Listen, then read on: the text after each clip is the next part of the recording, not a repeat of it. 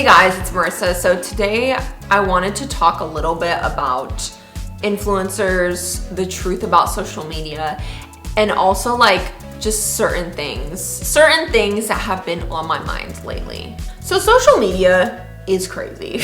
People always post the highlights, people always post the good stuff, the best parts of their lives, myself included. You know, no one's posting like the really boring stuff they do in the day. Like no one's posting themselves like, oh, I'm writing a 20-page thesis paper for college, or oh, I'm doing laundry, or like, you know, no one really posts, at least big social media influencers, like they always post the glamorous stuff, myself included. And so it's just like, things always look way more fun online than they actually are. And I feel like that in and of itself has a tendency to make us feel bad, because we're like, why is this person going out every night and doing such crazy, wonderful, glamorous things, and I'm just at home reading a book or watching TV by myself? And things like that, like, I don't know, they add up and they tend to make you feel bad over time and to feel inferior. I know for me personally, I post a lot about like going to events and red carpets and fun stuff,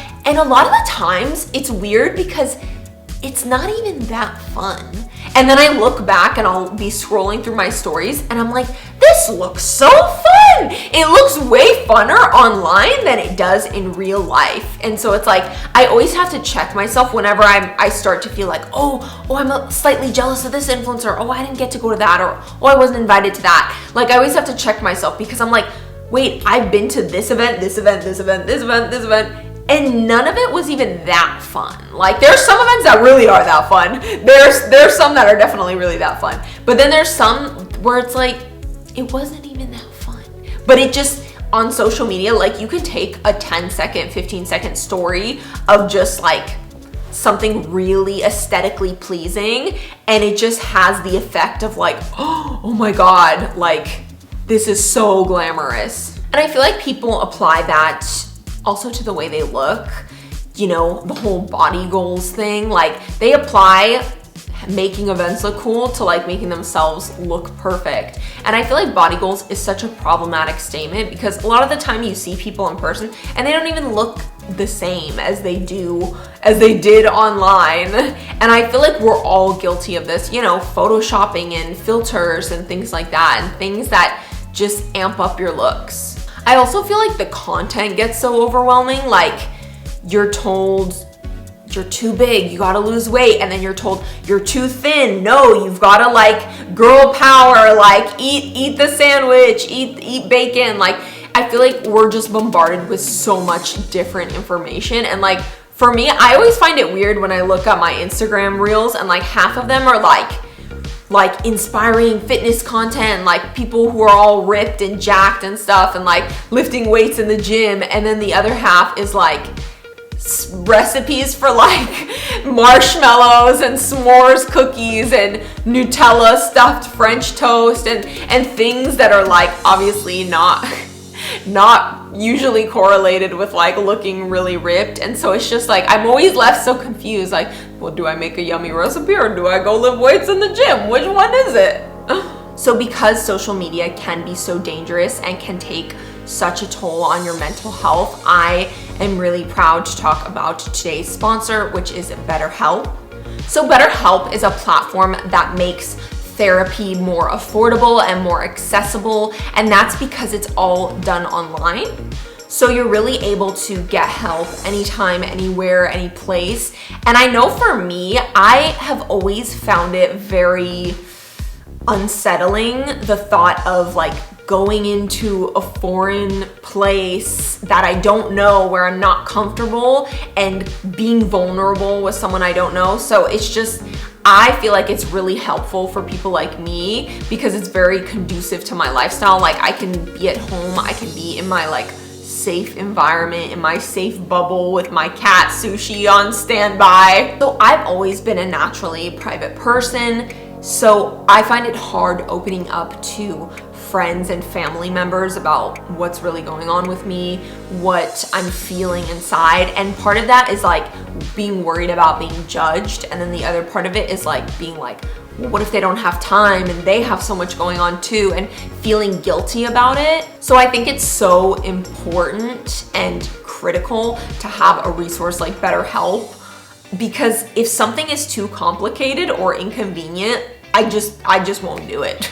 Simply put, I just will not do it. And I find the process of looking up a therapist, looking up reviews for them, you know, hoping that they answer the phone when I call, scheduling an appointment, going into the office, like I find all of that like a very daunting task. So how it works is they ask you a few questions and then they will match you up to a professional therapist in as little as a few days. And one of my big issues that I've been trying to work on is feeling more confident on and off social media. I think social media is obviously a big trigger for a lot of people. And I know for me, whenever I see someone going to a really cool event or going on like a perfect family vacation or posting pictures of like their perfect relationship, sometimes it really weighs down on me and makes me feel bad about myself. So it's just like, that's something that I've been trying to work on. So that's something I've been struggling for a while. And if you are also struggling, I would definitely consider checking out online therapy with BetterHelp. So you can click the link in the description or visit betterhelp.com/Marissa, and visiting the link supports this channel, but it also is gonna give you 10% off your first month of BetterHelp. So if you guys are interested to connect with a therapist and see if it helps you out, then I definitely recommend it. So social media can be a very toxic place, and I feel like a lot of influencers really like tone down the fact that they're promoting a lot of really unhealthy habits to their followers. I remember years and years and years ago, I collabed with this girl who I believe at the time I thought she had a really bad eating disorder, but it wasn't like public yet. It wasn't like public knowledge, but every single photo she would post would be like with pizza and cheeseburgers and ice cream and cotton candy. And then like at her house, I remember there was nothing to eat. There was nothing in the fridge. And so I was like, oh, like it was a bit like concerning to see. And every single sponsorship was like with a candy company or something. And so I remember being like, this is really like bizarre behavior. And like she was so skinny to the point where you could see her ribs popping out, and every photo looked concerning because it was like you could just see all of her bones.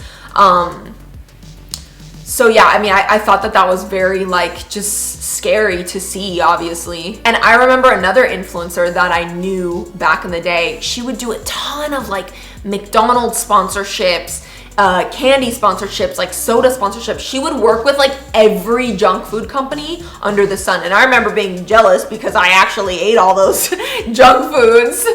And she would always act all cutesy in her videos, like, oh my God, look what I just ate. I ate all these French fries. I remember she would do these Target hauls with like filling her cart with like ice cream and hot Cheetos and all these like junk foods. So I remember months and months later, probably after she'd been paid for all the brand deals that she done, she confessed in a later video, like she didn't eat any of it. She threw it all up, the stuff she did eat on camera.